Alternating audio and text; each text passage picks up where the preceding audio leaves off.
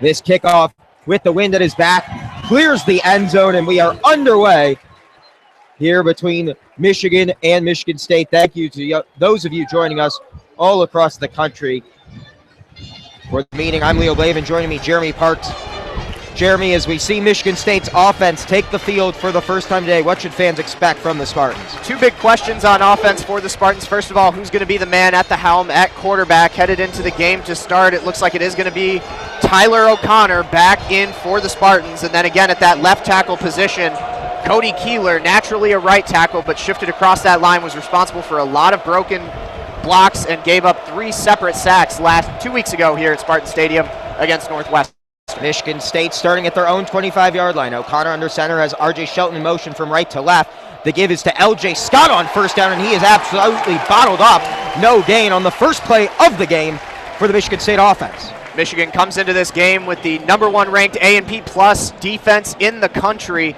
Spartans are going to have a tough time trying to run that ball on the ground today. L.J. Scott is going to have to continue to plow into some tough positions. I'd look for the Spartans to maybe try and get the ball through the air, try and hit their hot hands with R.J. Shelton and take a shot early. Michigan State operating from left to right, 3 receivers out wide to the right side.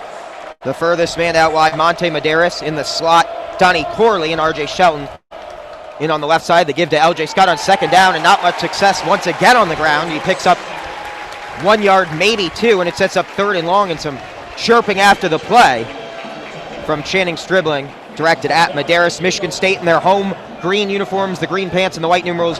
Michigan in their road white uniforms, the white pants, the blue numerals, and the famed winged helmet.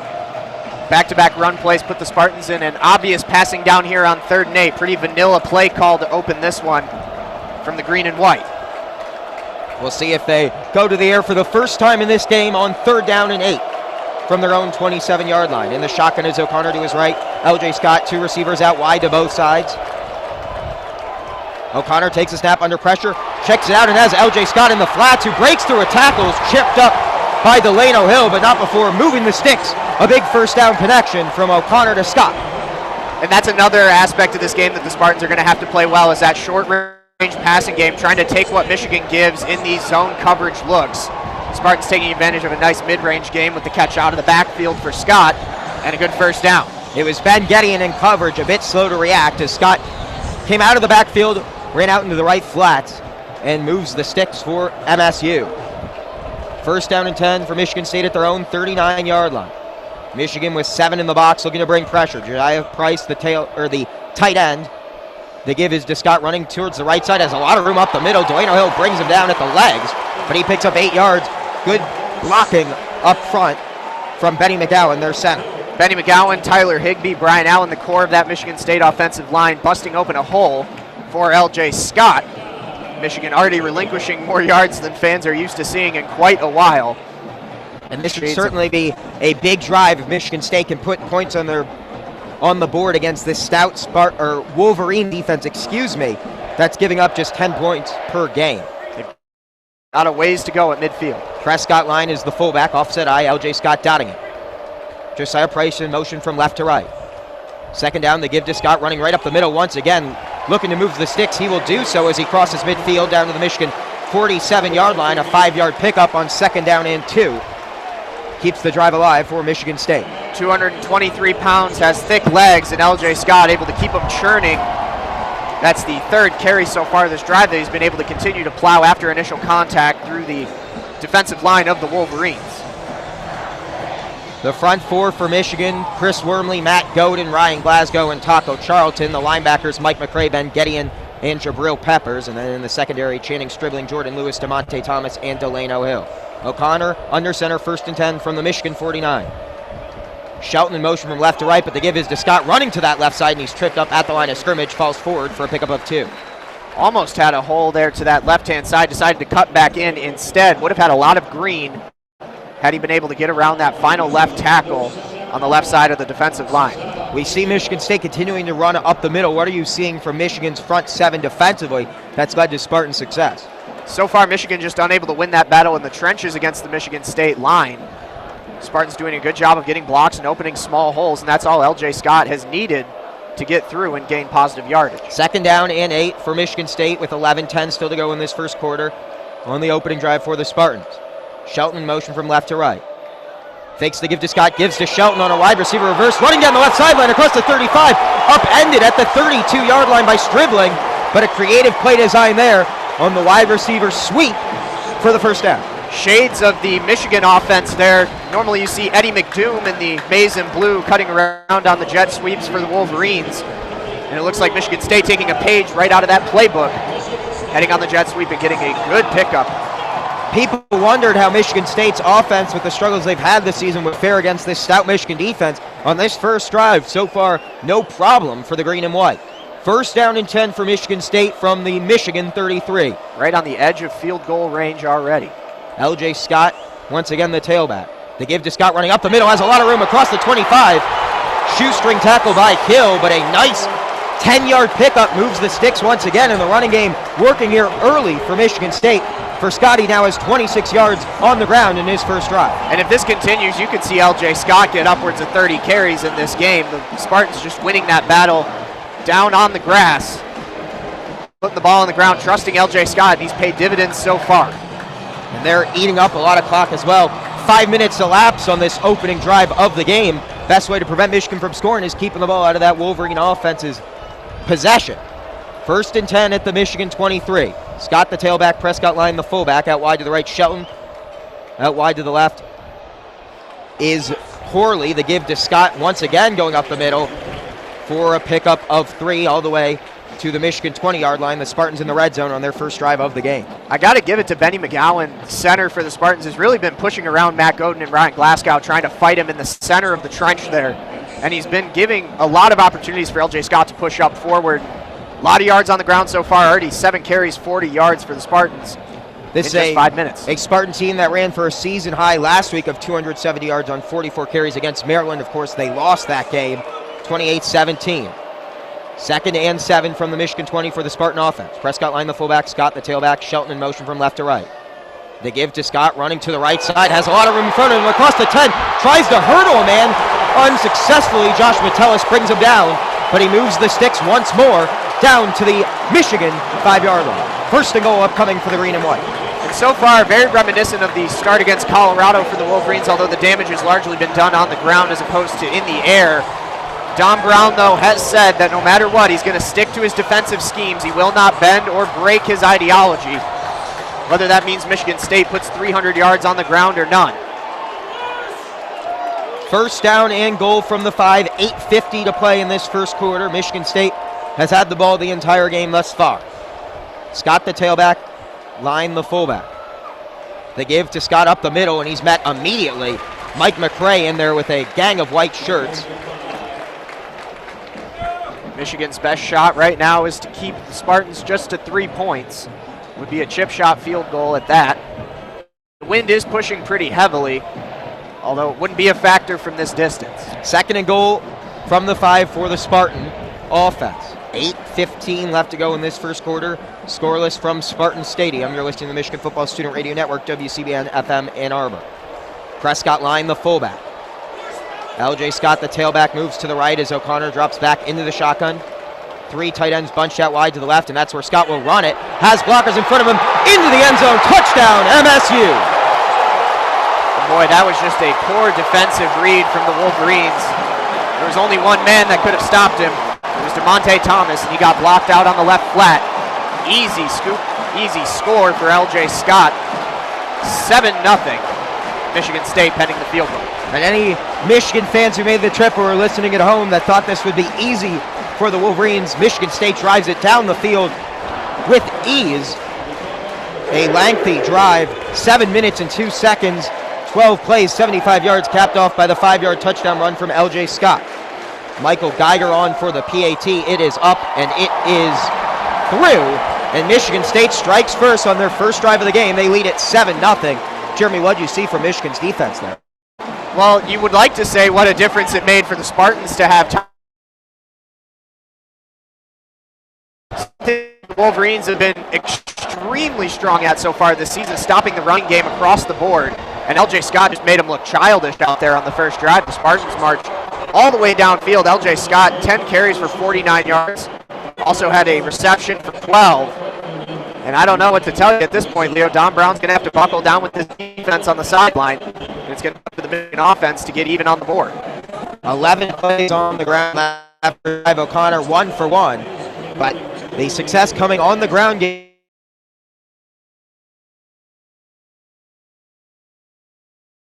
Michigan respond to adversity on the road for the first time this season. Of course, Michigan came into this game with the 4th best rushing defense in the country, holding opponents to just 96 rush yards per game. Michigan State 63 yards on the ground through 1 drive. And I would say, too, for the Wolverines, no need to worry just yet. Again, we saw an entire first half against Colorado in which the Wolverines trailed all 5 minutes. Wolverines faced some adversity and were able to buckle back down. The defense showed throughout the rest of the game. It's just going to take some adjustments for Don Brown and his feared defense on that sideline. Made out today that they would roll through a team that has lost 5 straight games. Simply put, though, that has not been the case on the first drive of the game. The Spartan offense making Michigan's defense look poor. And now a Michigan State defense that has struggled throughout this year will come on with a lead to protect and all sorts of confidence.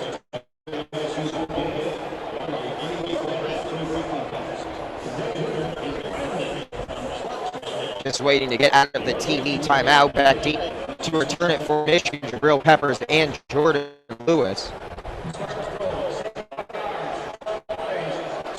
Ton of space between the second line of the receiving team for the Wolverines and Peppers and Lewis. They tried to kick that ball short in the pooch kick. Give a lot of room for Peppers and Lewis to scoop and run. Brandon Sowards to kick things off, or Kevin Cronin, excuse me, to kick things off. The Spartans, it is a bit windy in his face. We'll see if he can keep the ball on the tee. Just fell off once on the run-up. If it falls again, they'll need someone to hold it.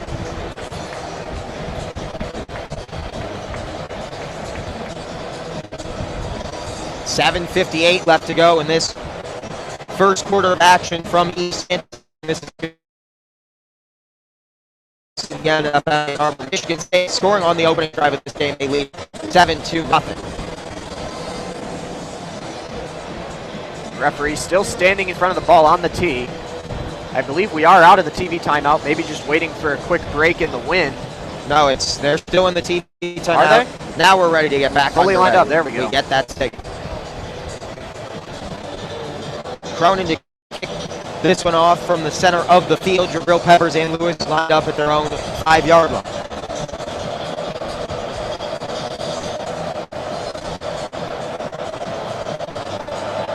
Cronin puts the right foot to it. It's a low line drive kick. Takes a bounce, a second hop, and then Peppers scoops it off the turf. Gets across the 15, running towards the Michigan sideline. Cuts back and is dropped at the 19-yard line. Not a great return. Credit to the Michigan State special teams unit and the bounce kick, which gave the coverage team plenty of time to get down the field. Peppers' eyes lit up. He saw some open space on that right side as soon as he picked up the ball, tried to follow his blockers, but ran right into the back of one of them. And was stopped up short of the 20-yard line. Michigan going to have their work cut out for them now. It'll take 81 yards to get to the house and even up the score here. The Wolverines will start at the right hash marks. Wilton State, the quarterback, Davion Smith, the tailback. And Ryan Shulman getting the start at fullback. Out wide to the left is Darbo and Drake Harris in the slot. Spate drops back, play action. Wants it all going deep, has Harris, and he overthrew him by a good 3 yards. Harris had his man beat in coverage. Kari Willis was the safety back there. Just an overthrow leads to the incompletion. Love that play call. Drake Harris was initially a Michigan State recruit out of Grand Rapids, Michigan. Said no to the Spartans, came over to the Maize and Blue, trying to give him an opportunity to make some noise on the very first play of the game. Something I thought the Spartans would do, not the Wolverines, but an incomplete pass, 2nd and 10. Michigan testing that Spartan secondary early. 2nd and 10 from their own 20. They give to Smith and makes a cutback, breaks through another tackle, gets across the 30, breaks through another one, carrying Spartan defenders for a 20-yard pickup on 2nd and 10, down to the Michigan 40. 5'11", 228 pounds, raw power, Leo. Davion Smith cuts right through the Spartans defense like a knife.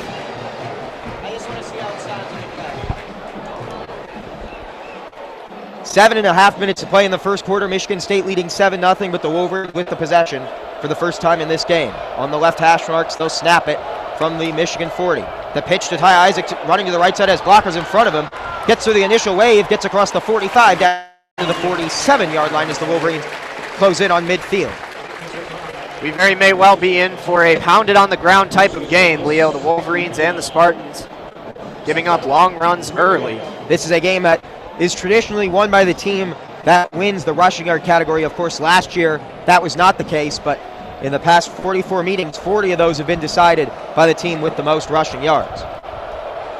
J.U. Chesson in motion, out wide now to the right side. Spade under center, second and three, from the 47. Spade rolling out to the right, fakes the gives, has Wheatley if he wants it, checks it down to Asiasi across midfield, across the 45, and steps out of bounds at the Michigan State 40-yard line. Nice play design there on the rollout, as Wilton Spate finds his freshman tight end target, and he had two to choose from.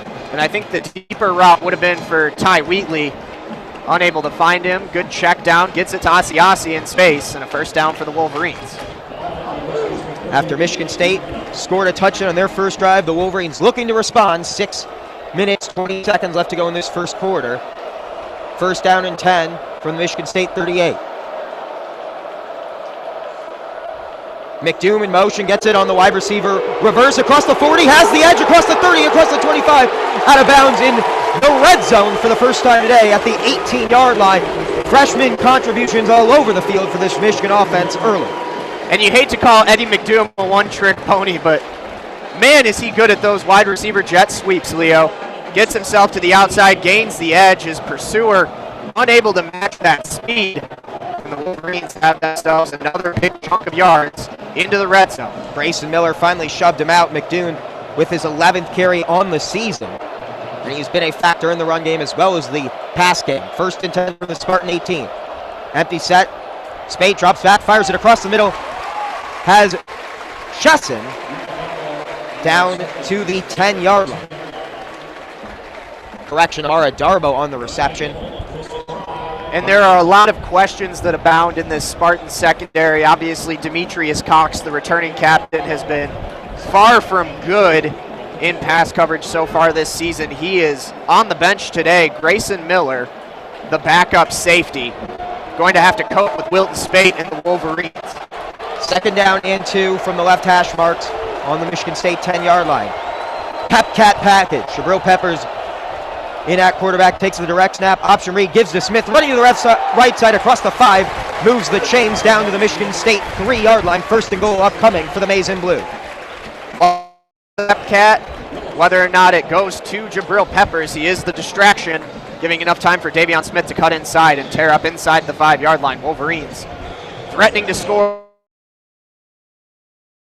This week, sort of quarterback. We'll see what he does on first and goal from the 3. Once again, it's Peppers in as the quarterback. Smith behind him. To his right is J.U. Chesson. Peppers will keep it himself, rolling to the right side, looking for the edge. Dives for the pylon. Waiting the signal. He's in. Touchdown, Michigan, Jabril Peppers. The Pep Cat. One of the most electrifying athletes in the country, Jabril Peppers, scampering his way out to the right-hand side, catches the pylon, and the Wolverines are tied up at 7 apiece. Kenny Allen is on to attempt the PAT, looking to tie this game. 4:30 left in the first quarter. It's Michigan 6, the Spartans of Michigan State 7 with the PAT pending. From our angle high above the tier, we'll wait for the signal on this kick. This one is up. It is through. And we have a tie ball game here in East Lansing. It's Michigan State 7, Michigan 7 on the Michigan Football Network, WCBN FM Ann Arbor. Jeremy, what did Michigan do well on that opening drive? I got to tell you, the biggest thing is not the flashy thing. It's the edge blocking for the Wolverines. A lot of those rushers were able to get to the outside. Eddie McDoom on the jet sweep. Jabril Peppers on that Pep Cat touchdown at the end of the drive. The Wolverines on the left and right-hand sides give credit to Ben Braden and Eric Magnuson for making those blocks out on the left and right and giving a lot of green room for their backs to get that ball up the field. Michigan just went 81 yards in 4 minutes. 8 plays, it's 23 seconds off the clock. Capped off by the 3-yard rushing touchdown from Michigan's Do Everything Super Peppers.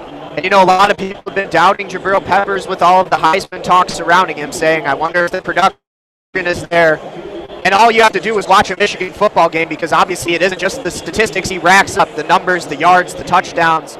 It's what he's able to do outside of that as well. And we just saw with the distraction in the pep chat, with him in the return game, teams are afraid to kick to him. He is one of the most electrifying athletes, if not the most electrifying athlete in all of college football, maybe in all of college athletics. And the Wolverines benefit on the end of an 80-yard drive. Very quick first quarter, save the TV time. Expect this game to go by quickly if both these teams stick on the ground. No reason not to for either side, especially Michigan State, which was so successful in their first drive. How does Michigan's defense respond? Don Brown has to talk to his men up front. Got to win it in the gutters. Again, I had to give credit last drive to Benny McGowan, the center for the Spartans, was cutting holes up the middle all day for L.J. Scott. And the Wolverines are going to have to seal it up. It's going to fall on Godin and Glasgow to lock up the middle. Wormley and Charlton come around on the edges.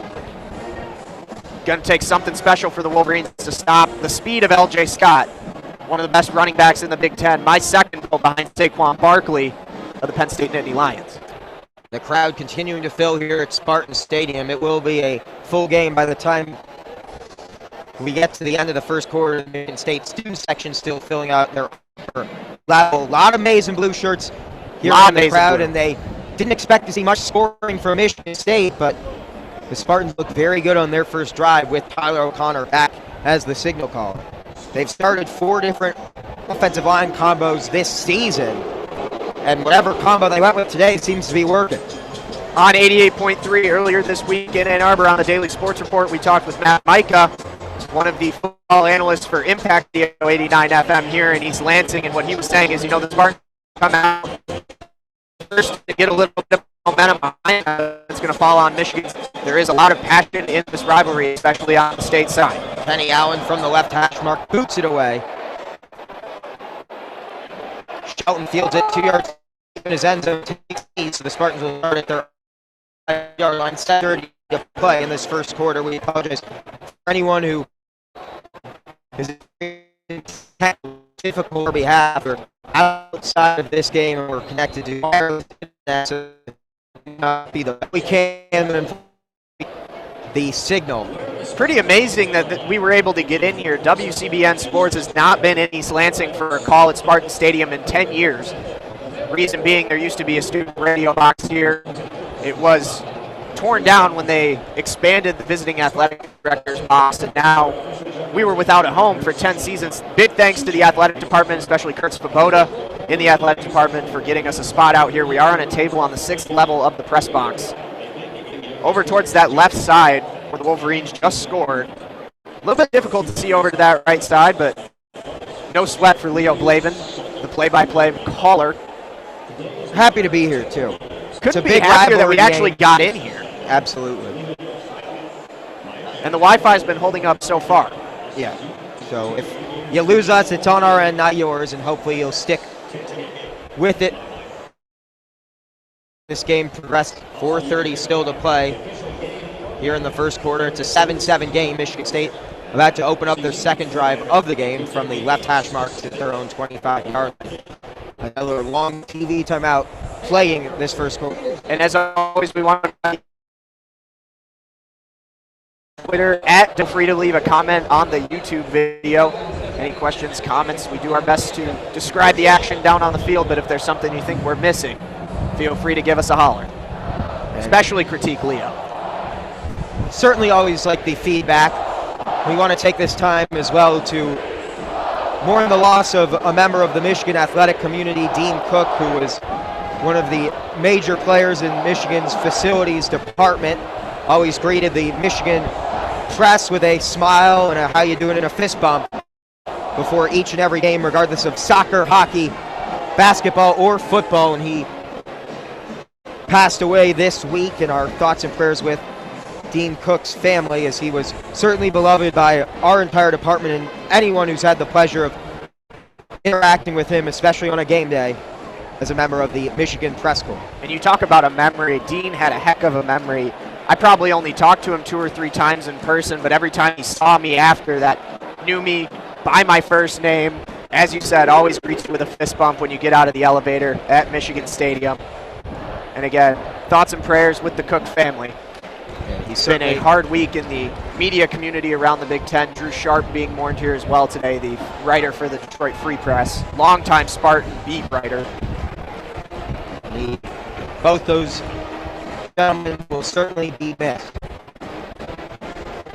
Back underway here at Spartan Stadium, 4.5 minutes to go in this first quarter. Michigan and Michigan State deadlocked at 7 apiece. The Spartans come out for their second drive of the game after going 75 yards on their first drive of the game for the touchdown. 80 yards even on that first drive for the Spartans. From the left hash mark, O'Connor under center, fakes the give, drops back, looking to throw it deep over the middle, wanted Josiah Price, overthrew him by about 15 yards, and here comes a late flag. And I believe they're going to get Jordan Lewis for pass interference.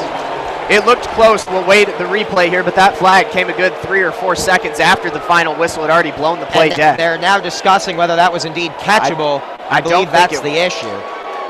We don't have a ref mic today, so we'll have to go on hand signals, test my knowledge. But looking back at the replay, it didn't look to me like pass interference. And they will pick up the flag. It was incatchable. And O'Connor did airmail that pass by a good 15 yards. So it would not have been passive holding, but it still would have been an automatic first down. But the flag picked up, and I believe the right call made there, second attempt coming. Gerald Holmes, the tailback. Shelton to the right, Medeiros. Shelton in motion from left to right, some movement before the snap, and push the Spartans back another 5 yards at the false start against MSU.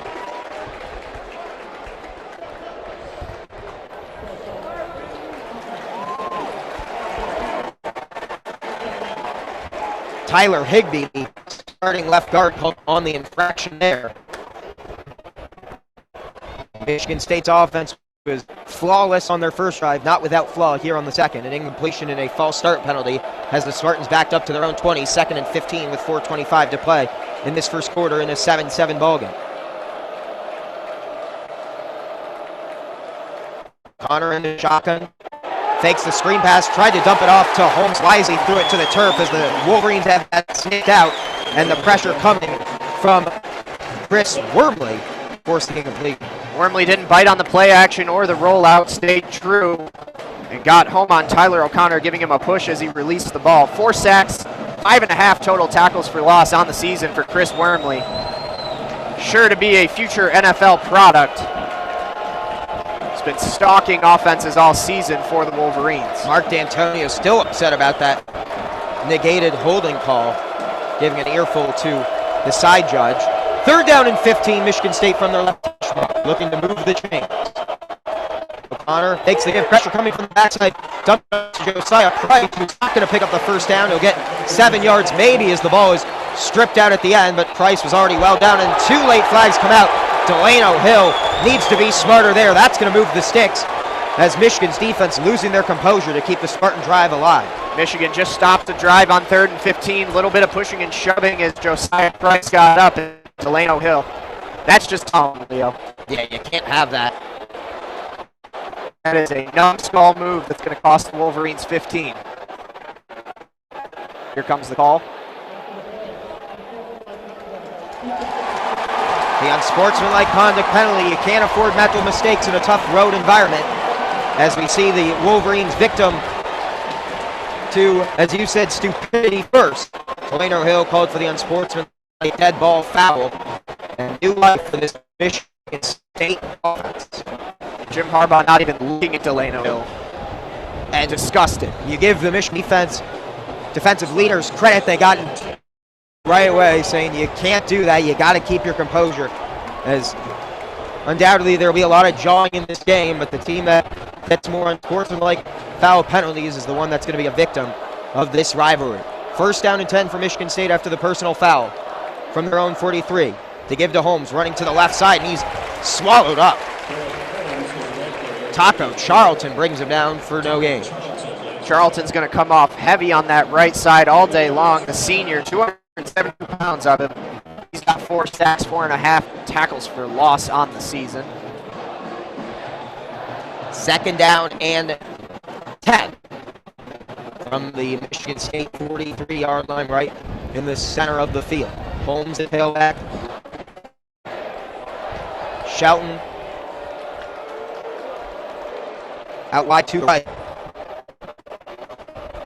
Comes in motion from right to left. Takes it on the wide receiver reverse, running towards the Michigan sideline across midfield. He's tripped up. Comes out for a holding though, and this will push the Spartans back. Jordan Lewis, one of the great run defenders in Michigan secondary, got tackled on that sweep. Yep, they're going to pin Delton Williams, I think, number 22, with the hold on Jordan Lewis. Indeed they will. The senior from Erie, Pennsylvania, the pride of Cathedral Prep, called for the holding penalty, so march the Spartans back 10 yards. Second and 20 now from their own 33-yard line. I credited the Michigan end blocking on the edges on the last scoring drive for the Wolverines, and that just goes to show how difficult it is to try and get on the edge and create room for your backs. Michigan, a team that'll break through at any cost, and the Spartans doing what they can to stop them. Delton Williams guilty of the infraction. It's a spot foul, so it's actually just second and 14 from their own 39-yard line. O'Connor in the shotgun. Drops back looking to throw, checks it out, and Delano Hill in blanket coverage. Jamal Lyles with the reception, but he got maybe back to the original line of scrimmage. Officially a pickup of 3 yards, and it'll be 3rd and 12 from the Michigan State 41-yard line. Delano Hill had Lyles, and Stribling had R.J. Shelton, and there was nowhere else for Tyler O'Connor to go. He was backed up, and credit to that offensive line for giving him enough time to get that ball off to Lyles. Michigan fans on their feet. They know this is an important down. It's 3rd down and 11 with 2 minutes to go in the first quarter of a 7-7 game. 3 out wide to the right. It's Price, Corley, and Shelton out wide to the left. Medeiros. O'Connor takes the shotgun snap, steps up in the pocket, fires it out towards Price, who makes the reception. Did he get the first down? Extending for it, he does. Delano Hill had him wrapped up, but great second effort by Price to move the sticks, and the Spartan drive remains alive. Josiah Price just showing a little bit of man move there on Delano Hill. Refusing to go down, as that final effort was what got the Spartans the first down. Ball now on the 43-yard line of Michigan. Michigan State's offense, no trouble moving the ball here on their second drive. 47, I should say, of the Wolverines. Already 103 yards for this Michigan State offense. Offset eye. Prescott line, the fullback to the left. Gerald Holmes gave his to Holmes, running up the middle, has blocking in front of him across the 45 down to the 40-yard line. 6-yard pickup on first down, and the Spartans are back on Michigan's half of the field. And Michigan really is still getting beat the majority of the time in the trenches, something that we've seen Michigan shut down all year long as opposing running games, but the Spartans just showing a lot of grit down there in the gutters, letting their backs do some work. And this is a team that's lost 5 straight games, not looking like a team on a 5-game losing streak right now. The offense clicking for MSU. Second down and 5 from the Michigan 42. O'Connor under center, gives it to Holmes. Got blown up in the backfield, but eluded Mo Hurst tackle attempt to pick up 2 yards. 3rd and short of coming from the Michigan 40. It'll be 3rd and 3 officially, and the Spartans have to snap it again in the first quarter if they elect not to. 20 seconds on the game clock, and the play clock is not even running, and the Spartans will elect directions. This is the end of the first quarter. A 7-7 game. The Michigan State faithful rise to their feet here at Spartan Stadium. They have to be impressed with the effort of the green and white in the first quarter. And keep in mind that this drive is still going again because of the numbskull penalty from Delano Hill. Shoving Joseph Price. That was all the way back at the 45-yard line. Michigan should have had the ball in field position. But now the Spartans field into field goal range at the end of the first quarter in a tie ball game.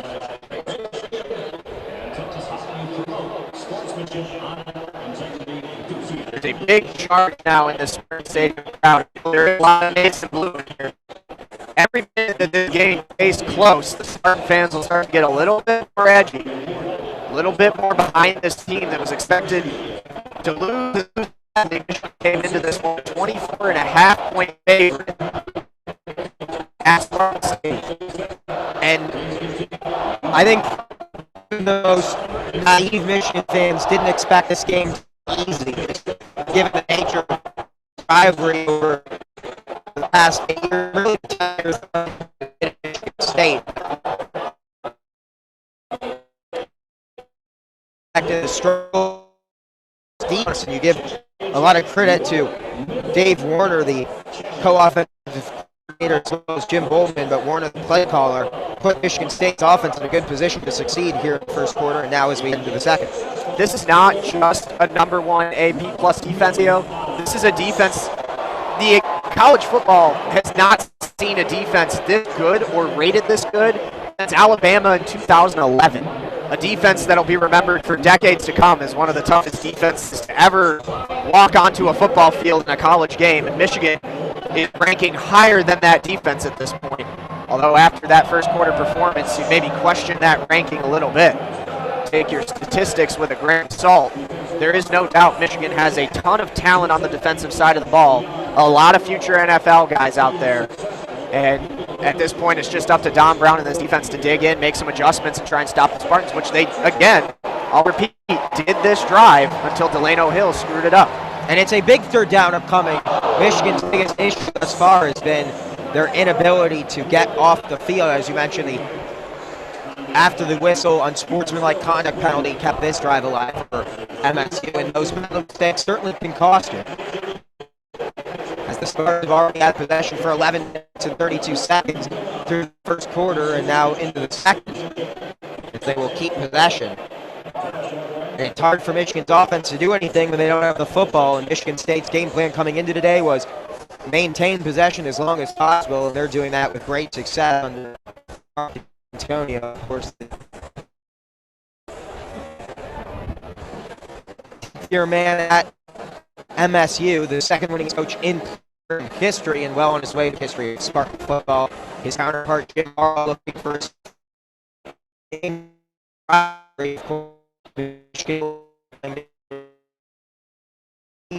now a phone to both ends. The well-discussed muffed punt. More than well-discussed.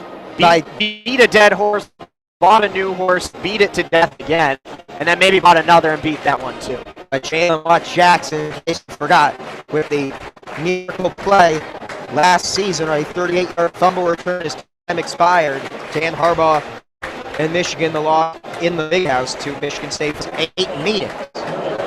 Third down and 3 as we get ready to start the second quarter. Michigan State now going from right to left. Away from their student section that has been the majority of the energy in this stadium so far. The score 7-7, third down and 3. To give to Holmes, running to the right side, looking to pick up the first down, keeps the legs moving. He needed 3 yards and he did not get it. He picked up 2. And Michigan State, they've lost 5 in a row. No reason really not to go for it.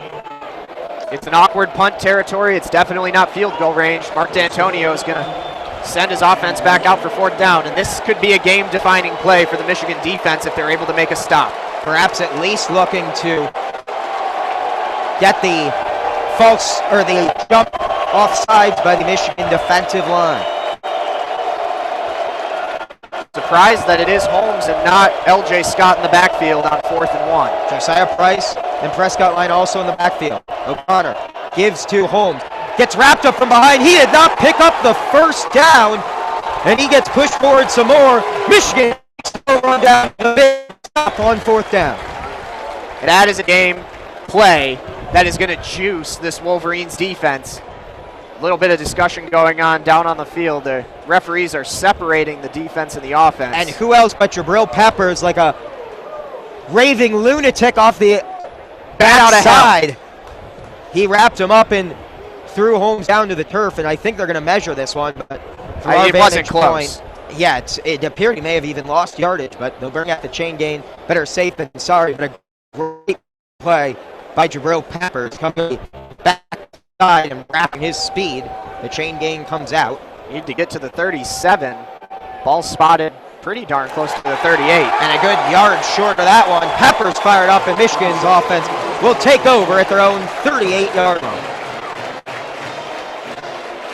Be interesting to see what Michigan's offense decides to come out with here. It was all ground game with the exception of a couple nice rollout plays from Wilton Spade on that last drive, in which Michigan went 80 yards to the house. 14:09 still to play in this first half. It's Michigan 7, Michigan State 7. A fourth down stuffed by the Michigan defense led by Jabril Peppers gives the Wolverines back possession at their own 38-yard line. We saw Michigan have a lot of success on their opening drive, which led to a touchdown.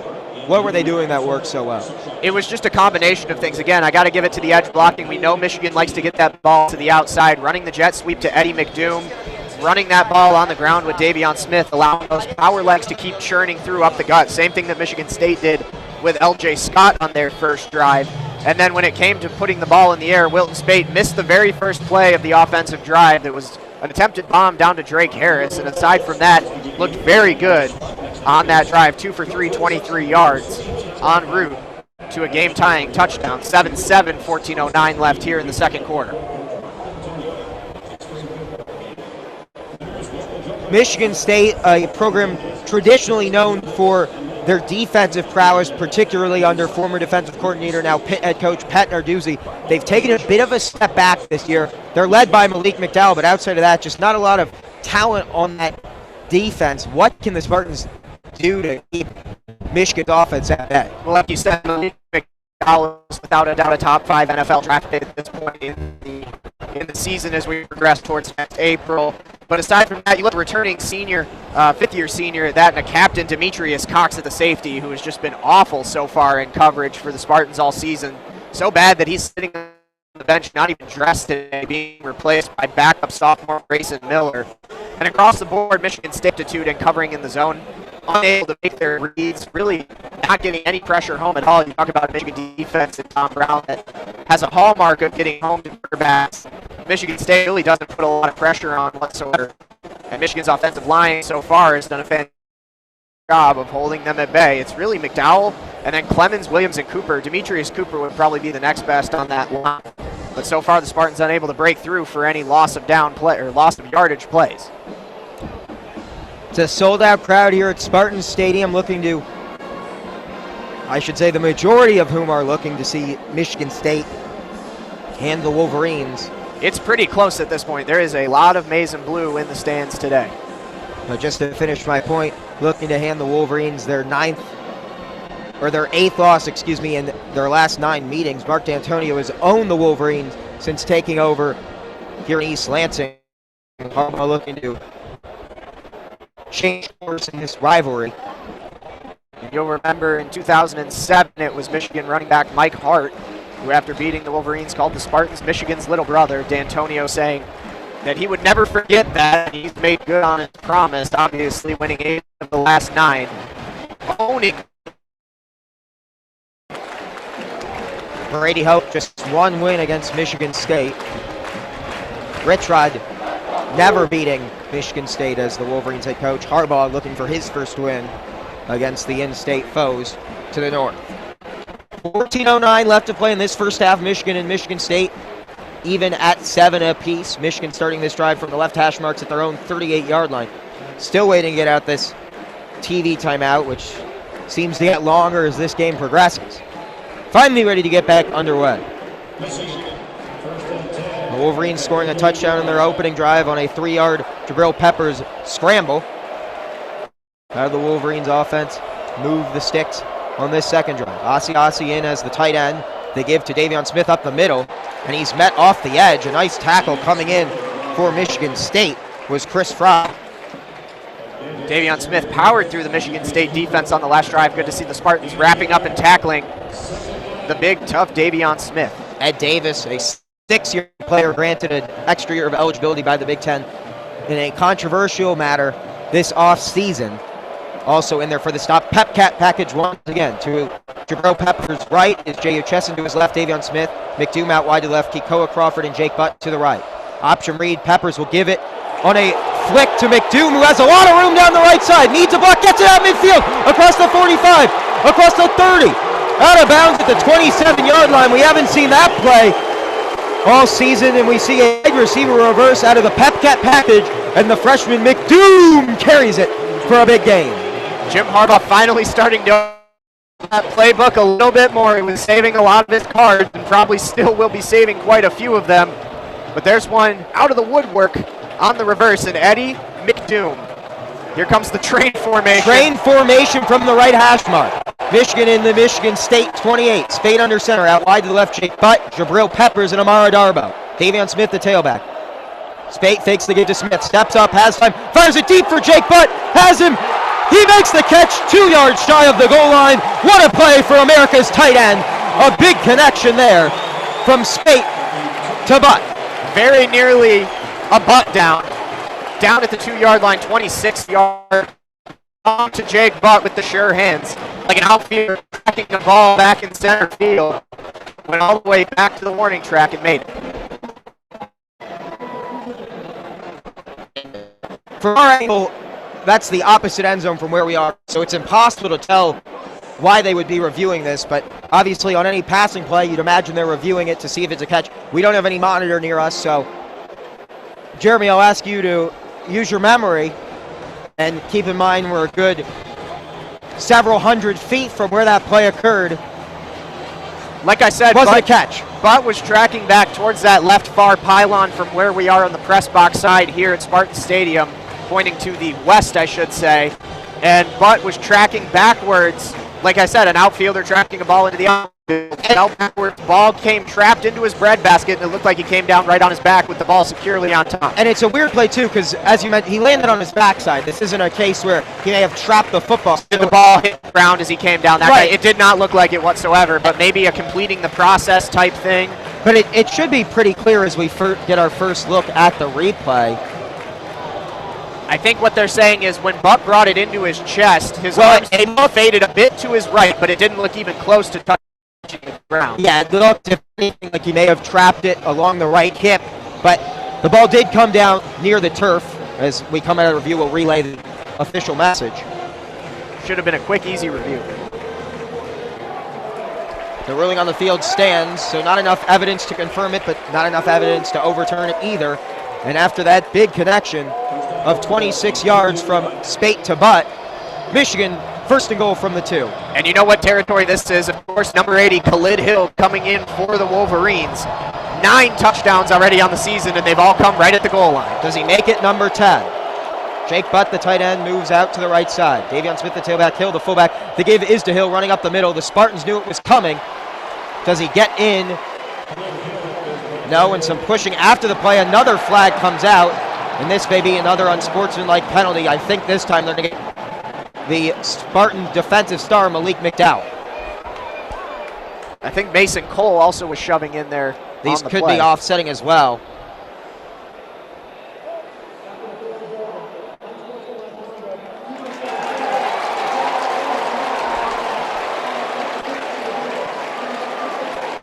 It is, in fact, against the star junior from Detroit, Michigan, the pride of Southfield High School, Malik McDowell. As you mentioned, a future NFL first round and likely top 10, if not top 5 pick. But a mental breakdown there sets up first and goal from the half-yard line. Hill in as the fullback once again, Smith. The pitch to Smith running left side, gets the edge, pylon, he's in, touchdown, Michigan, 13-7 with 12:19 left to play in this first half, and the Michigan offense 2 for 2 on the day via the ground game. And at the last second, Khalid Hill, the fullback who you would think would be the man to punch it in, split out to the left just a little bit, enough for him to break out to that left edge. The block for Davion Smith on the edge near the pylon, and Smith scampers in for a 2-yard touchdown. And the Wolverines, 13-7, pending the field. Hill listed at 6'2", 263, got bodied up with a 6'2", 219 Monte Nicholson. Boom. Not very fair for the Spartan safety. Kenny Allen's PAT is up. It is good. It's 14-7 with 12:19 still to go in this first half on the Michigan Football Student Radio Network, WCBN FM Ann Arbor. I'm Leo Blavin. Joining me, Jeremy Parks. We're on the banks of the Red Cedar here in East Lansing, Michigan at Spartan Stadium for the first time in over a decade, bringing you this game live. Looks like the Michigan State student section is all but filled in now. Not a lot of empty seats left. Sure took them a while to get here, but 12:19 left in the second quarter, and the Wolverines beginning to get some momentum. Michigan State's offense, even on that last drive, didn't have much trouble moving the ball up until the fourth down, but they once again got into Michigan territory. This is the Michigan defense that typically forces opponents just under 8 3-and-outs per game. How do the Wolverines get their first on this next drive, which will be the Spartans' third of the game? And look for Tom Brown to maybe send 7-8 man packages, bring men around both edges. Maybe you'll see Rashawn Charlton trying to come around on the edge again. It's been all Wolverines in terms of winning that battle in the trenches on that last drive. Keep in mind, Michigan State got stopped twice. Should have been a 3-and-out back when it was 3rd and 15. And the Wolverines stopped that one, but again, Delano Hill with the unsportsmanlike conduct penalty after the play kept the drive alive, in which the Spartans were able to advance into Michigan territory. But I don't think the Michigan defense is doing that badly, considering that last drive and 2 defensive stops. And again, a couple scores from around the league. Kent State Golden Flashes and the Central Michigan Chippewas. Kent State leading 3-2. Kansas State leading 10-3 over the Iowa State Cyclones. The number 10 West Virginia Mountaineers on upset alert, losing 6-3 to the Oklahoma State Cowboys. Minnesota Golden Gophers up 14-7 on the Illinois Fighting Illini. Team Michigan played at home last weekend. Penn State, who creeped up into the rankings this week, number 24, 7-all with the Purdue Boilermakers, a coachless team at the moment, firing Coach Hazel, Daryl Hazel, 2 weeks ago. You think your man PJ Fleck ends up a Boilermaker? It very well could be. The best coach in all of college football right now, Leo. PJ Fleck with an undefeated Western Michigan Broncos team. Look poised to finish out the season undefeated and go 6. The guy not getting enough credit, and guy whose name I don't even know, but the head coach at Eastern Michigan is doing a tremendous job as well. They're a win away from the second bowl game in school history. I think we're winners this season ago. They made 1 win. Played a good game against an undefeated Western team last weekend on the short end of that stick, but you and I went to an Eastern Michigan game and it didn't look good in the first half, and we left. They came back and beat Wyoming in East Lansing. They host Miami, Ohio today. Did Miami of Ohio win last season? A team that has, I believe, 4 wins over the last 6 years. And just a quick note from our researcher, Elijah Sherman.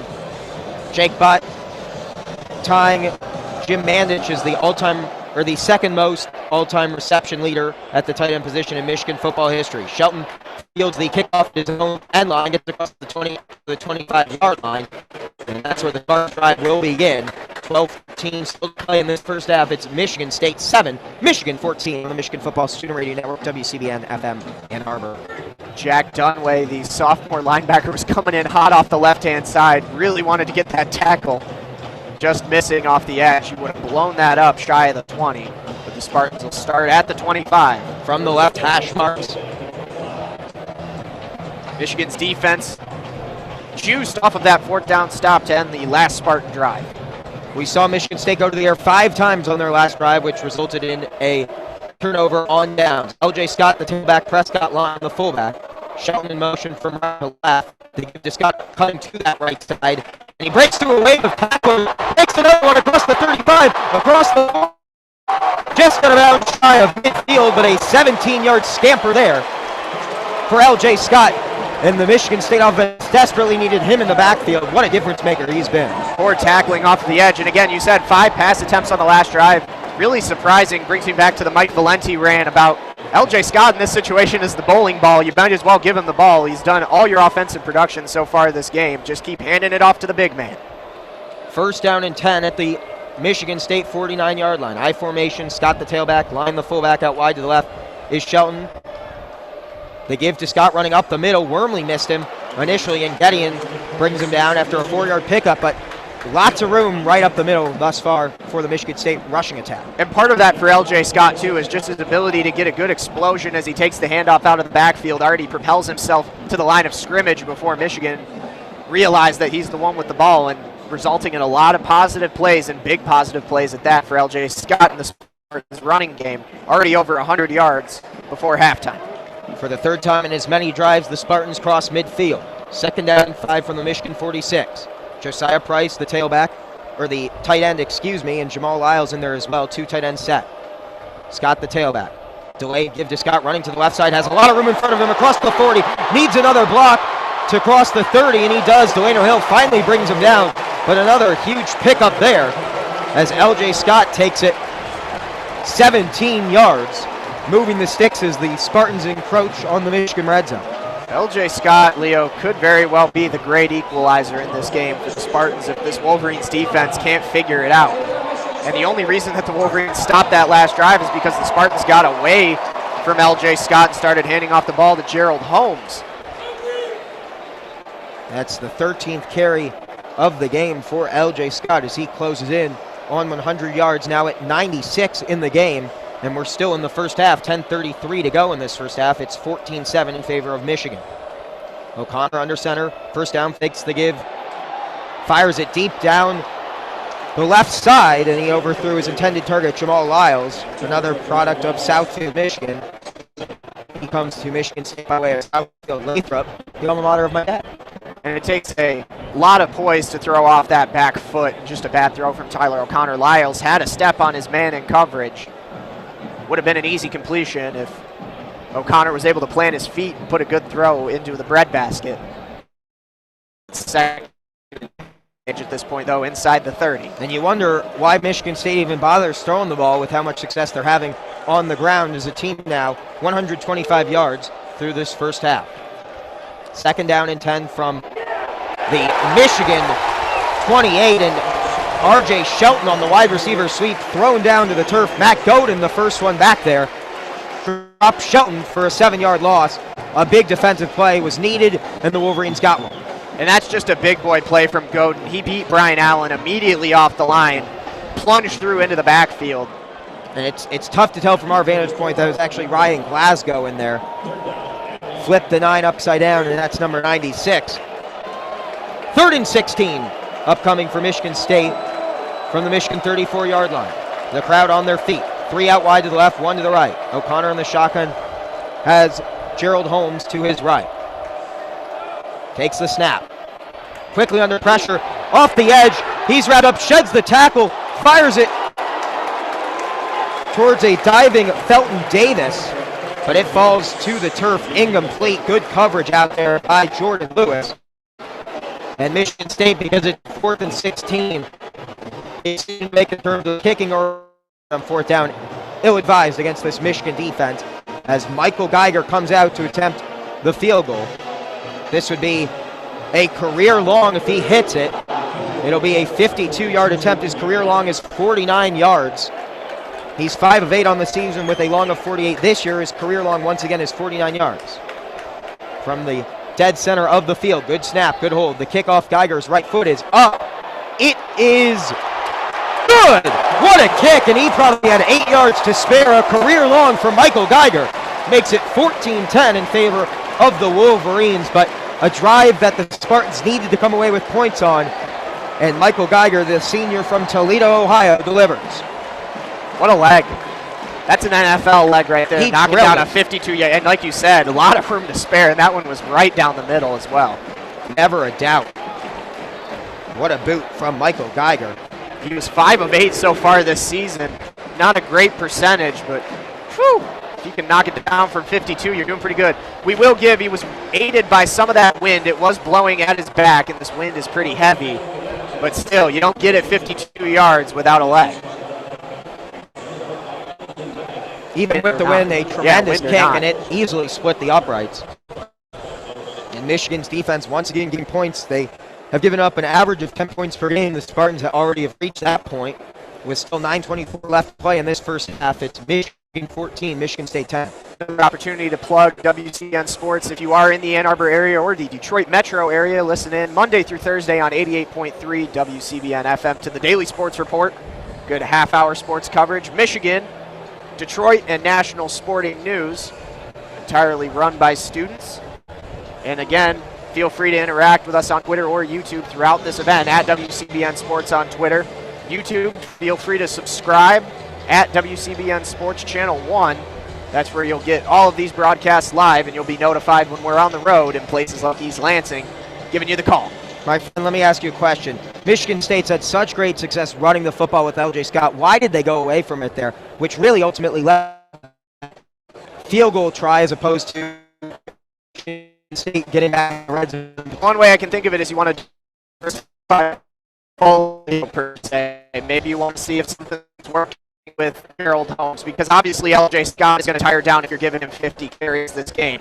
He's already got 13 so far here. If he's starting to push 40 carries, 50 carries, that's when you start to really tucker out. So if you could get Harold Holmes going, and you know that, that's great. If you can get the ball going in the air, so far Tyler O'Connor is 4 of 8 for 34, hasn't been great on the air. Then you know you have that as well in your back pocket, but really for the Spartans right now, it's looking like, to Mark D'Antonio, offensive coordinators Dave Warner, Jim Bowman, like they're going to have to go with L.J. Scott for this entire game, and he's going to be their one opportunity to beat this Wolverines defense.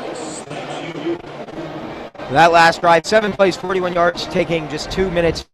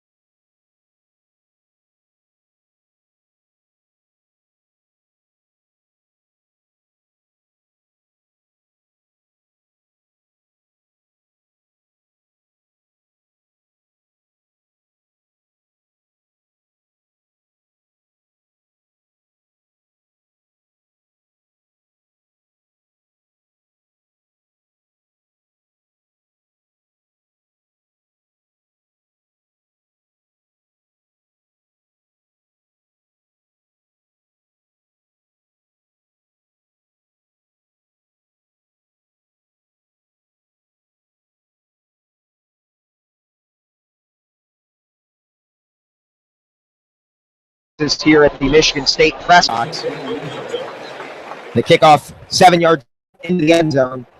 Chesson takes a knee, and Michigan will start this drive at their own 25-yard line. Wind has died down a little bit since this game started. It is still blowing now in the face of the Michigan offense as they head back down towards the south end zone where that Michigan State student section is. First down and 10 from the center of the field at the 25-yard line. Michigan leading it 14-10 with 9:24 left to go in this first half. Spate under center, Davion Smith, the tailback. Darbo out wide to the left, out wide to the right, J.U. Chesson. Hoagie, the fullback, the side, and Ed Davis read that immediately and dropped Smith for a 1-yard loss. And that's on Michigan there. One thing that I saw after the play, though, watching number 74, Ben Bredesen, on that far side. Getting into it with another Spartan defender. Things have been a little bit chippy. Nothing's really exploded yet. One unsportsmanlike penalty for each side. Second down and 11 upcoming. Diamond formation, Chris Evans, the tailback. Jake Butt now comes out in motion, out to the right side. He joins Darbo out wide to the right, out wide to the left, Chesson. Play action on second down and 11. Spate has all the time, fires it to Darbo, who makes the reception at his own 40-yard line. A 15-yard connection.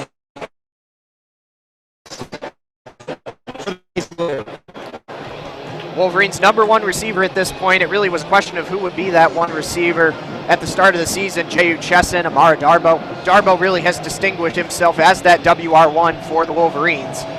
Back out on the field as he split out single coverage wide to the left. I'd watch that again. Spade in the pistol here with Evans as the tailback. The give is to Evans, running to the right side, gets to the first wave of tacklers, lays a stiff arm across his midfield. A nice carry there for Chris Evans, his first action in this rivalry game. Picks up 10 yards and moves the chains. Michigan is at midfield. Wolverines switching out tailbacks for fun. Coming back into the game now for the Wolverines, Eddie McDoom. Watch for that jet sweep. He's on the right side. Split wide. Good eye partner out wide to the left, Darbo. Evans once again the tailback. McDoom does come in motion from right to left. It's play action to him. Spade eludes a tackler. Steps up, fires it deep downfield as J.U. Chesson wide open. He makes the catch! Excuse me, Darbo on the reception, but regardless, a speedy receiver out wide lays out for it, and if that ball's more on the money, it's a touchdown. Nonetheless, Michigan back with goal to go. The reception made at the Michigan State 7-yard line. What a throw from Spate to Darbo. I think it was Ed Davis swooping in, trying to sack Wilton Spate, unable to do so as he fought him off, and what a bomb. Downfield to Amar Darbo. Had he hit him in stride, it would have been a for sure touchdown. Darbo had to stop to collect the ball and fell to the ground at the 6. Michigan at the far end of the field. Binoculars time for me up here in the booth. Spate in the shotgun has Smith to his right, 2 out wide to the left, Darbo out wide to the right. It's delayed option read there, something we rarely see out of this pro-style offense. They give to Smith. A carry for 2 yards and no further. 2nd and goal from the 5 upcoming in a 14-10 Michigan lead with 7 minutes and change still to play in this first half from Spartan Stadium on the Michigan Football Student Radio Network, WCBN FM Ann Arbor. I was going to say, it's about time for Khalid Hill to get back in here inside the 5-yard line, and sure enough, out trots Brady in the offset eye out to the left. 2nd down play action. Spate fires it for Davion Smith. He overthrew him, and I think wisely so, because coming in was Kari Willis over the top. Ed Davis in coverage as well, but a dangerous throw there, and the overthrow, I think, benefits Michigan there. 3rd and goal upcoming, in the Spartan D hold Michigan to a field goal try. Yeah, not a great decision from Wilton Spate. 5 yards to go. Push this one in. It'll be interesting to see if the Wolverines decide to keep it on the ground or go to the air again. Michigan has scored a touchdown on their first 2 drives of the game. What can they do on their 3rd? 3rd and goal from the 5. Smith, the tailback. Offset eye, Khalid Hill. Spate drops back looking to throw, fires it out wide to the left side, and he overthrew J.U. Chesson, his intended target. Incomplete.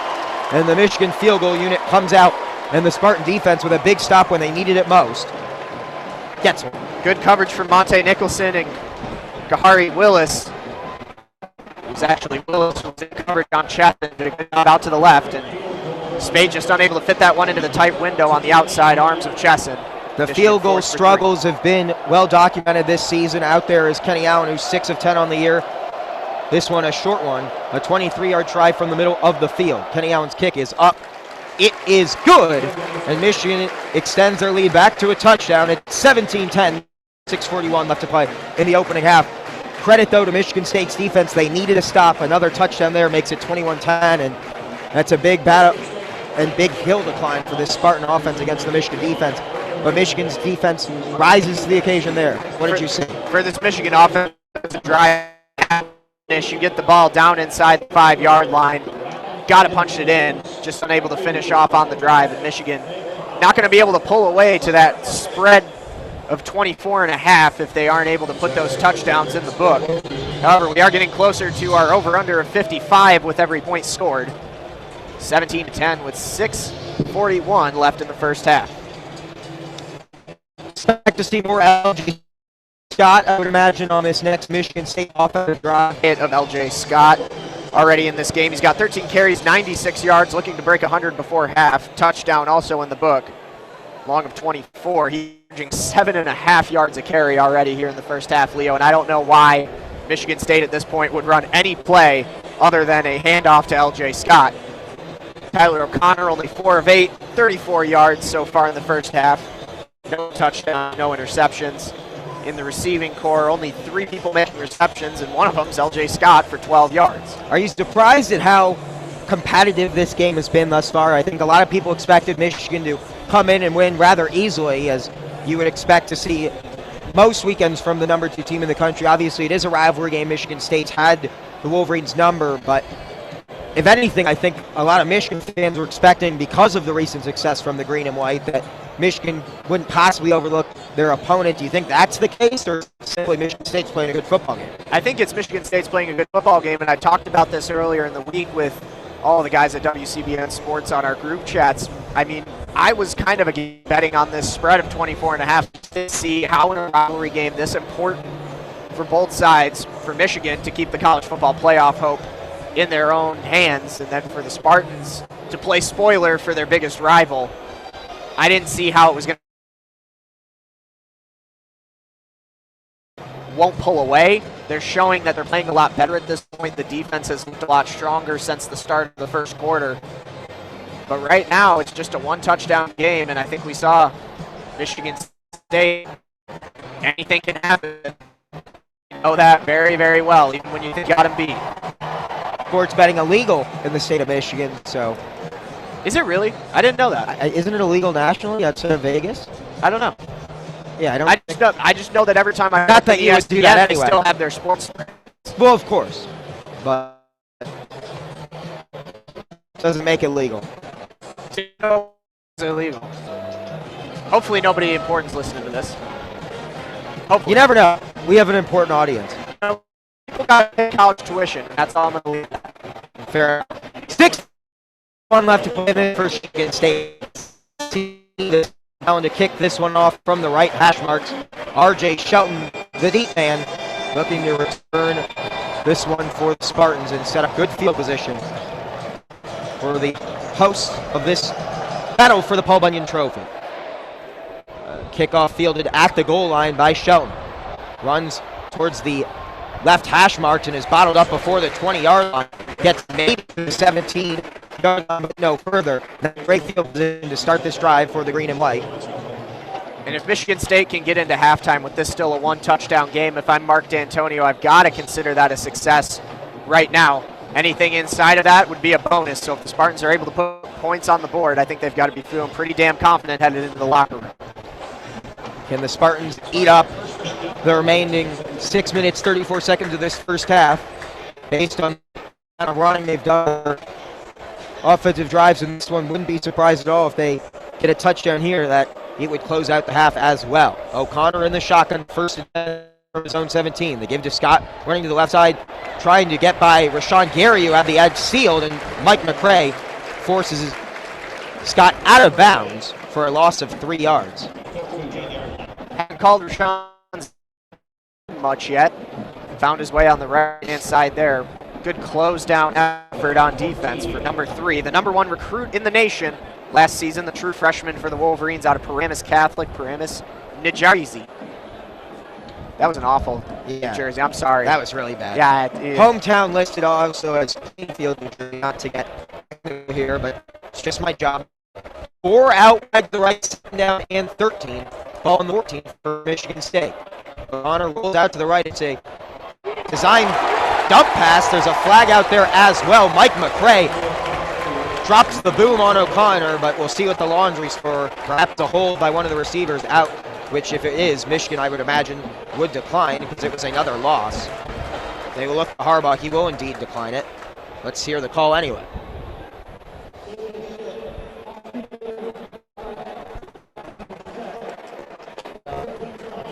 It was an illegal shift. Michigan declines it nonetheless after the 2-yard loss. Not sure exactly what that play design was. It looked like O'Connor was looking to dump it off. Mike McCray ate Tyler O'Connor. Spartans now looking down the barrel, 3rd and 15. Their own 20 to go in the first half. Can Michigan's defense force their first 3 and out of the ballgame? 3 out wide to the left. The widest man is Corley. Shelton to his right. O'Connor takes the shotgun snap, looking to throw. Fires it out for Corley, who has a step on his man, but he's overthrown by a good 5 yards. Jordan Lewis on the coverage, got away with his jersey tug, which one way you never see a call, and I think wisely there, no flag comes out. Corley wasn't asking for it either. The incompletion forces a Spartan 3 and out. Out there to punt now is Jake Hartbarger, which means the danger man, Jerome Peppers, is lined up at his own 45-yard line, looking to electrify the Michigan fans who made the trip north to East Lansing. Hartbarger in his own end line.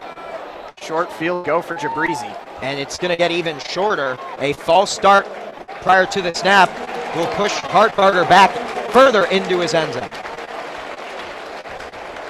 Not sure who they pinned for the penalty on that one. I believe Riley Bulla called for the infraction.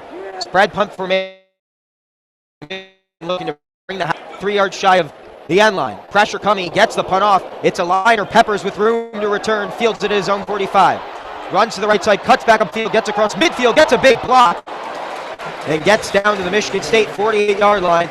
Boy, is he shifty. Not a big game there, but enough to get Michigan into Michigan State's half of the field, and an injured Spartan down on the turf as well.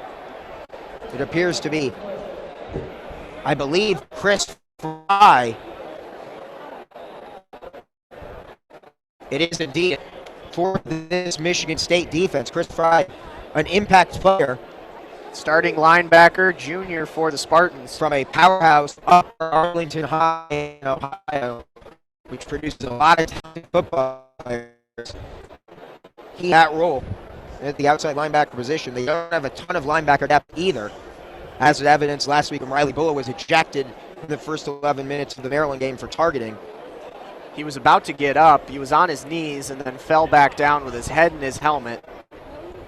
And we will keep you updated on his status. He's now on his back with the medical staff attending to him. He's about to get up here. Yeah, he's sitting up now, so always a very positive sign when discussing a football injury, and he rises to his feet with some assistance, and he will walk off under his own power. So it appears to be all right, which is certainly good news. 5:20 still to play in this first half. Michigan leading it 17-10. They'll start this drive at the Spartan 48, and a touchdown here would be absolutely huge for this Michigan offense. Yeah, and on the replay, Fry took a nasty hit from one of the Wolverines special teams players. Couldn't quite tell who it was. All I saw at the end of that was red blocks swinging as a helmet went right up into Chris Fry. Don't want to wish that anybody is concussed, but that's one way to have that happen. First down and 10 for the Wolverines from the Spartan 48. Hash marks is Wilton Spade. Karan Higdon in the tailback out to the right is Turbo, and spot to the right is gets it off to Chesson somehow, and it falls harmlessly to the turf, but Spade got drilled on that play by Demetrius Cooper off the edge. And oh boy, Cooper looks injured after the sack. And the helmet came off immediately for Cooper. Not sure exactly what happened, but he is writhing in pain.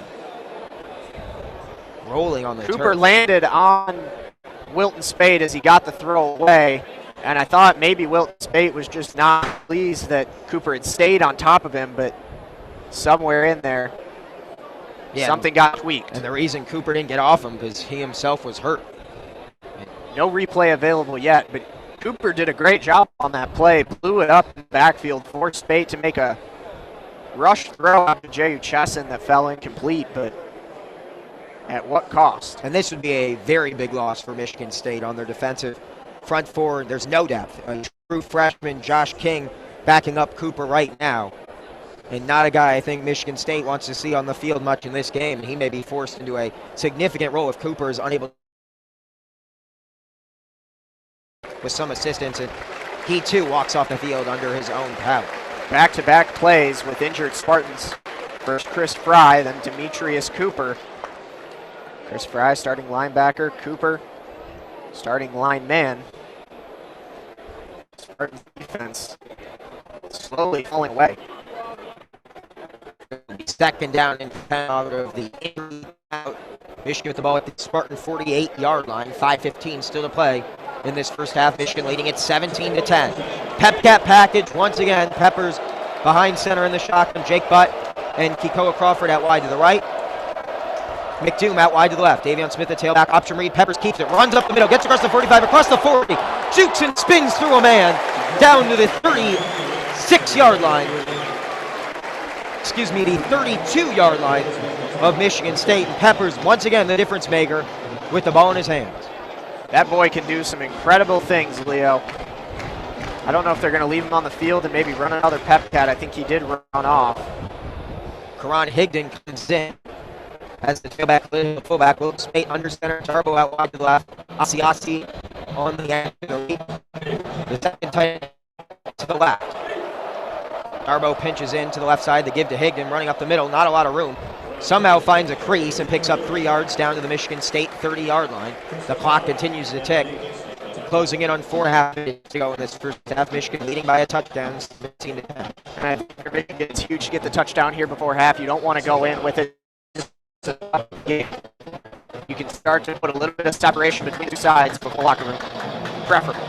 Shane Morrison at quarterback. Spate not injured on that previous play, but Shane Morris in under center. Intrigue. Chesson lined up as a fullback. A pitch to Chesson. Morris, the lead blocker, lowers the shoulder, but to no avail as three other Spartans were in the area. We've seen Morris in that role of a lead blocking quarterback on pitches. Chesson, the recipient there.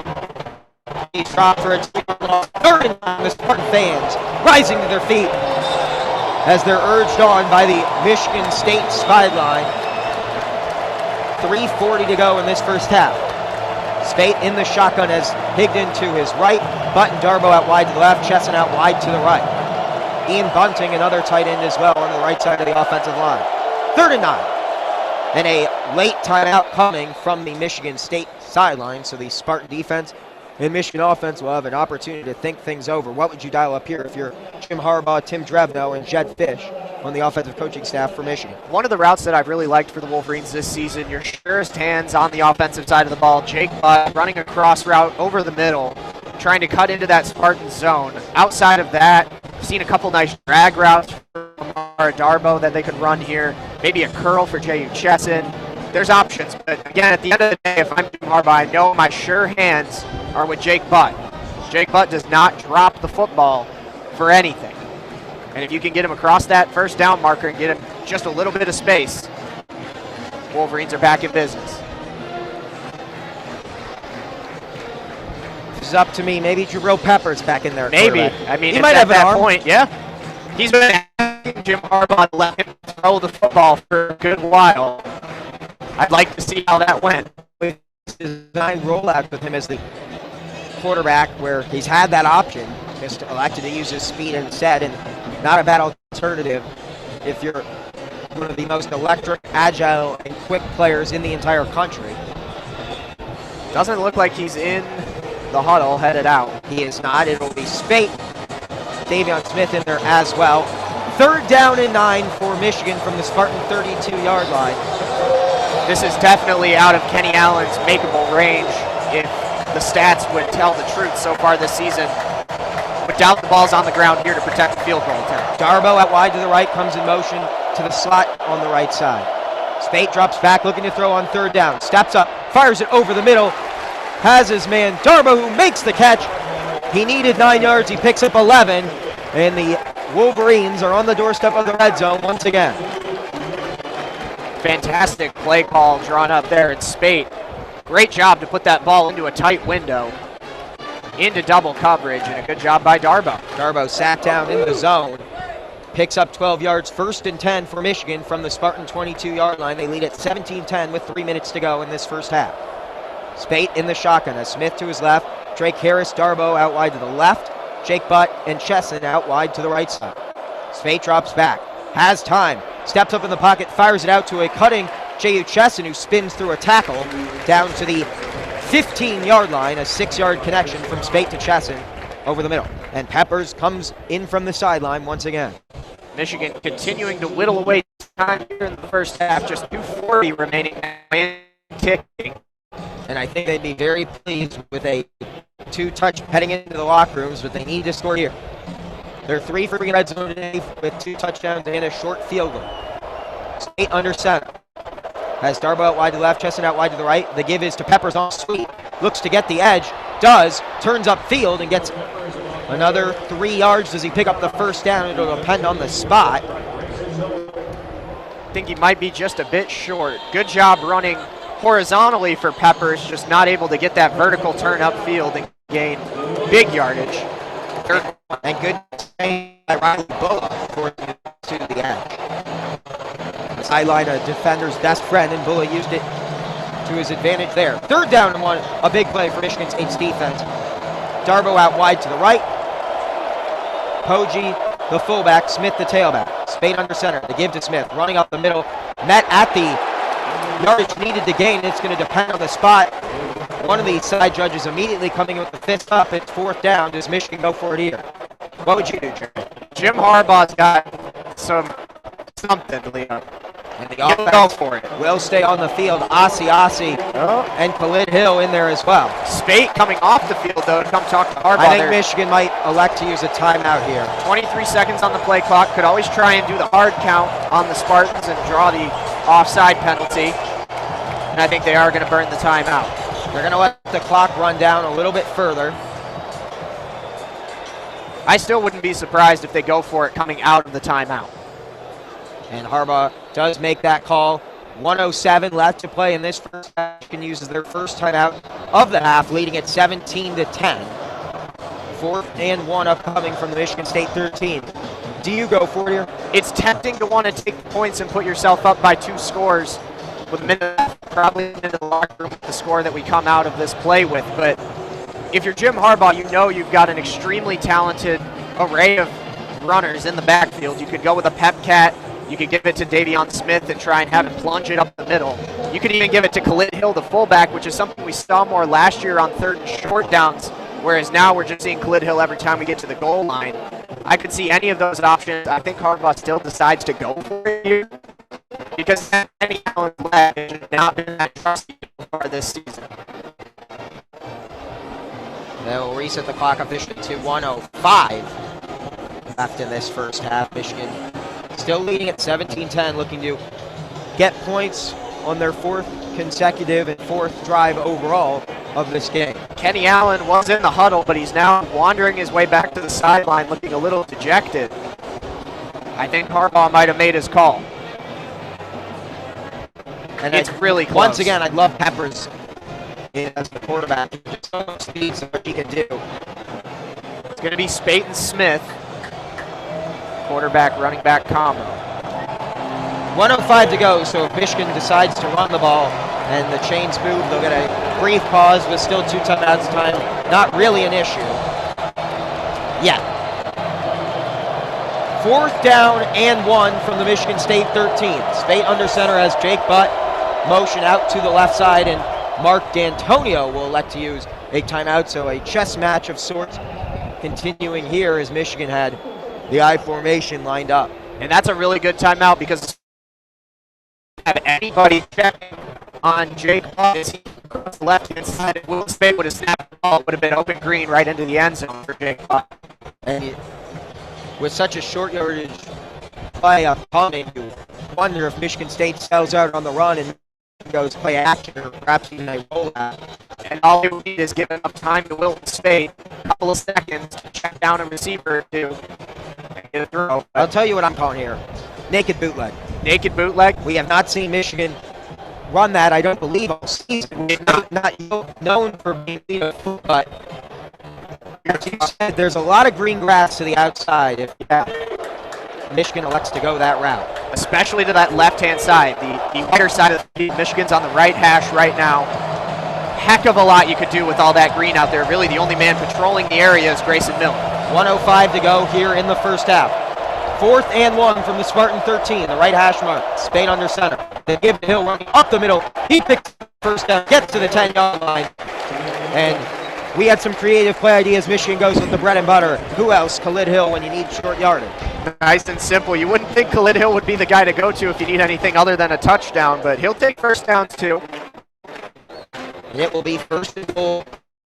10 yards out in Michigan. Under 50 seconds to go in this first half. Khalid Hill, the fullback. Davion Smith, the tailback. Spate under center, and the Spartans will have to use their 3rd timeout of this first half.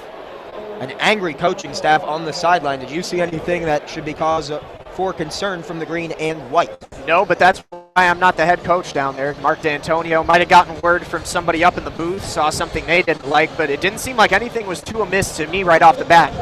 That last timeout, I definitely saw that there was no man covering Jake Butt, and that's reason for concern, but everybody seemed to be matched up. Maybe he just didn't like who was out on the field, didn't like what he saw with the Wolverines lineup. 49 seconds left. Wolverines have 2 timeouts. That was the Spartans last. They have 0. 1st and 10. 11 yards to go to the end zone. Wind has died down significantly at this point. You'd imagine most of the playbook open with 10 yards plus the additional 10 yards of the end zone, the passing playbook An opportunity for Chad Fish, the passing game coordinator, to get creative perhaps here. Along with Tim Drebno, the offensive coordinator, and of course Jim Harbaugh. A good offensive mind in his own right. Jerome Peppers may be called upon as well. Yeah, I wouldn't be surprised if you saw another Pep Cat down here in the red zone. It won't be on first down, however. Spate will enter the huddle for Michigan as the signal caller. First from Harris getting a rare call out there in the receiving core. He's going to line up in the slot on the left side. Darbo out wide to the left, Chesson to the right, Jake Budden at tight end to the right as well. Smith to the right hip in the shotgun of Spate on the right hash mark. Spate drops back, looking to throw. Lots of time, fires it to the far left corner, has Drake Harris. He overthrew him, but he was held. And the flag comes out. Pass interference will make this an even shorter distance between Michigan and a 2-score lead. It was Monte Nicholson on the coverage, and he held on to the former Michigan State Spartan commit, Drake Harris. You know, and I really like these play calls. The very first play of the game, the Wolverines tried to find Drake Harris on a bomb. Try and find him again here. I think Jim Harbaugh knows the history with Drake Harris. Obviously was signed to play here. He was going to play football and basketball for Tom Izzo. Decided that he was going to stick to football and switch to the Michigan program late in the recruiting process. Maybe a bit of a stick the tongue out at the Spartans. If he's able to get a score here, he's going to want. Looks like in the slot again on the left side. Right to the left will be Chesson out wide right. Darbo Smith to the of Spate. First and goal now from the 6 after the defensive holding penalty. Spate gives to Smith, running up the middle, breaks to for the end line. He's in. Touchdown, Davion Smith. Michigan leads it 23-10 with 39 seconds still to play in this first half. That's just a big man doing big man things, Leo. Davion Smith plunges his way right up the gut, fights off tacklers, beast modes his way into the end zone, and the Wolverines are going to go up 2 scores here, 23-10, pending the Kenny Allen extra point. And they took a lot of time off the clock, too. We'll get the official numbers in a moment. Ed Davis and Monte Nicholson grabbing on to Davion Smith, who would not be denied. He reaches across the plane, and with the PAT up and the PAT good, it is Michigan for Michigan State 10 with 39 seconds still. First half.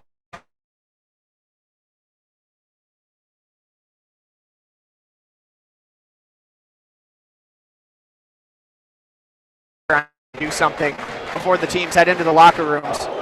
That scoring drive, 10 plays, 48 yards. Took nearly 5 minutes off the clock, 4 minutes, 41 seconds.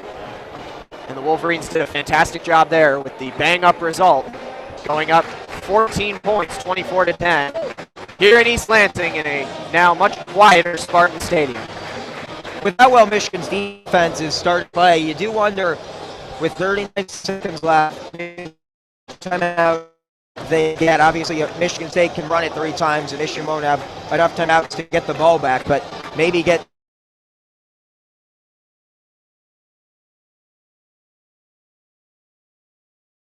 hardest we're seeing the Spartans run. About 30 seconds left, no timeouts, ran a fake field goal, needing about 30 yards. Right. And the kicker probably not the best ball carrier to pick up that yardage. He's not as multifaceted Marco Geiger as Michigan for Bill Peppers. Allen once again will pick it off from the right hash marks, back deep to return. RJ Shelton. With a slight wind in his face, a high kick that Shelton fields about 3 yards shy of the goal line. Gets across the 10, across the 20, running towards the Spartans sideline. And he's tripped up by Devin Bush Jr. at the 29-yard line, where the Spartans will start this drive. 33 seconds left in the first half and no timeouts.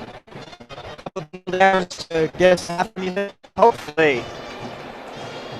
Again, Michigan State, this is the kind of game right now, though, where Mark D'Antonio really would love to put a point or 2 up on the board before the half. So you might see him trying something creative, maybe a couple deep passes. DeMonte Thomas and Delano Hill are back there in the secondary trying to lock it down. They will not take a knee. That much is clear with 2 wide to both sides. Garner in the shotgun with LJ Scott to his right. They'll snap it from the left hash mark. Their own 28-yard line, trailing 24-10. Looking to throw on first down. Fires it deep. Jordan Lewis gets underneath it. Does he make the interception? He does. What a great catch by the All-American The intended target was R.J. Shelton, but Jordan Lewis gives Michigan life once again. Can they add a third score to their lead? That's the risk you take when you mark D'Antonio, trying to get a little too cute before halftime. Probably would have been wise to just put that ball to the knee and send it to halftime, but now the Wolverines are threatening to extend this lead even more than 14. Keep in mind they have 2 timeouts left, 27 seconds. Perhaps the one downside to running down the clock on their previous possession, they didn't know they would get the football back so quickly. Jordan Lewis with the interception.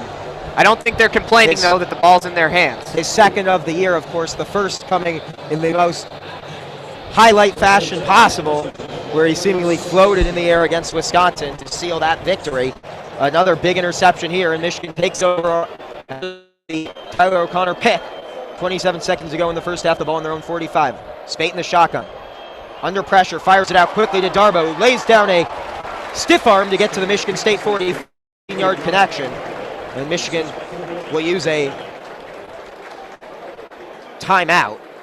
Will they? Yes. Okay. Some hesitation for a moment. They use the timeout, a 30-second timeout on the field, no TV timeout. Simply stopping the clock, 22 seconds to play in this first half. Michigan leading 24-10 with the ball at the Spartan 40-yard line. Perfect play right there. That's 10 yards, 5 seconds off the clock. Michigan's going to pound their way right up into field goal range if they can. I wouldn't be surprised, Leo, if they took a shot deep towards the end zone here with 22 seconds, 1 timeout left. They're definitely not in field goal range at this point, but are getting close at the 40. And I think Michigan State would have felt pretty good going to the locker room trailing only by 7. 14 a bit taller task, but 21 I think would be a backbreaker to go into the locker room trailing. It'd be disrespectful. That's in Mark D'Antonio's mind. That's one way of putting it. Michigan looking to get to 31 points here in the first half. And 22 seconds left to do it. Spate in the shotgun has Smith to his left, in the slot to the left is Drake Harris out wide left. In the slot to the right is Jake Buck. Cross back, fires to Depot in the middle of the field, throws it up for it, and it fell to the I'm not sure who the target was. There were 3 green shirts the football or punt and see if it was maybe receivers could come down with it. They couldn't. 15 seconds left to go in this first half. It wasn't an awful call. I mean, he had Drake Harris, he had J.U. Chesson, and he had Amara Darbo all running down there right up the middle. And it looked like they had the speed to get a bit of a step on the defenders. That ball was just a little bit short maybe in the end. Michigan has 1 timeout remaining in this first half. They lead 24-10. Spate in the shotgun. He takes the snap, has time, steps up in the pocket, fires it over the middle to Darbo, who makes the reception down to the 20-yard line. Michigan will use their 3rd and final timeout of the half with 9 seconds left to go in the first half. Do you just send out the field goal unit here, or you take a shot at the end zone? I would try and take one just towards the end zone. You want to make sure it's either going to fall incomplete or completed. You don't want to get anything out in the open field. Michigan would lose out on 3 points there, nothing close to the sidelines. They do have an opportunity to take one more first down, and of course, the clock does stop, and then Michigan have to hurry up and spike it. But with 9 seconds left, I think you're right. You get one shot towards the end zone. It's enough time to justify one shot. All Spade has to be keen of is he cannot take a sack. I'd say for me personally, 7 seconds is kind of the breaking point for time that I would justify going one more. Just a little bit over that. 9 seconds. It takes about 2 seconds for Spate to drop back and look down the field and make a throw. Another second or 2 to get the ball there. With how well the defense has played for Michigan, I don't think it's a complete disaster if they don't come away with points, but it would certainly be a disappointing turning point perhaps and a momentum builder for the Spartan defense if they can hold Michigan without points. But the Wolverines in a good position. 9 seconds left in the first half. They are out of timeouts, leading 24-10 with the ball at the Michigan State 20-yard line. Out wide to the right is J.U. Chesson. Drake Harris in the slot right. Wide to the left is Darbo. Spate in the shotgun, snapping it from the left hash marks with Davion Smith to his right. Fires a fade towards Darbo in the left corner of the end zone. He dove for it. Not the worst pass interference penalty, though, because now Michigan has to decide You have a 4-second play in the repertoire. It's going to short a field off pass interference penalty. Spade is on the field, already talking with Jim Harbaugh. It's a 15-yard penalty. So Michigan will get the ball down at the Spartan 5-yard line. And the field unit comes out, much to the chagrin of some of the Michigan fans in attendance. The guilty party cornerback Tyson Smith will give a much closer field goal to Kenny Allen. 22-yard chip shot attempt here as the half will close on the kick. Garrett Moore is the holder. Scott Stepniewski, the snapper, from the left hash marks. This officially a 24-yard attempt for Kenny Allen, who's 1 for 1 on the day. The kick is good, and Michigan heads into the locker room on top 27-10 here from Spartan Stadium on the Michigan Football Student Radio Network. WCBN FM Ann Arbor.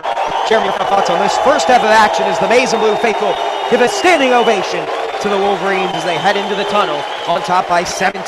The Michigan defense, Don Brown, definitely came out a little bit stiff, gave up a lot of yards to R.J. Shelton and L.J. Scott in the first half, particularly Scott in the running game. He already has 14 carries for 93 yards and a touchdown, but the Wolverines able to buckle down after that first drive or two. And they turned on the offense. It actually never really turned off every single drive, up 27-10 here in East Lansing. And the Wolverines got to feel good as they head into the locker room. We'll be back with second half. Him as the color commentator live from East Lansing, Michigan. It's Michigan 27, Michigan State 10. It's halftime here in East Lansing. Leave you natural sounds of the half.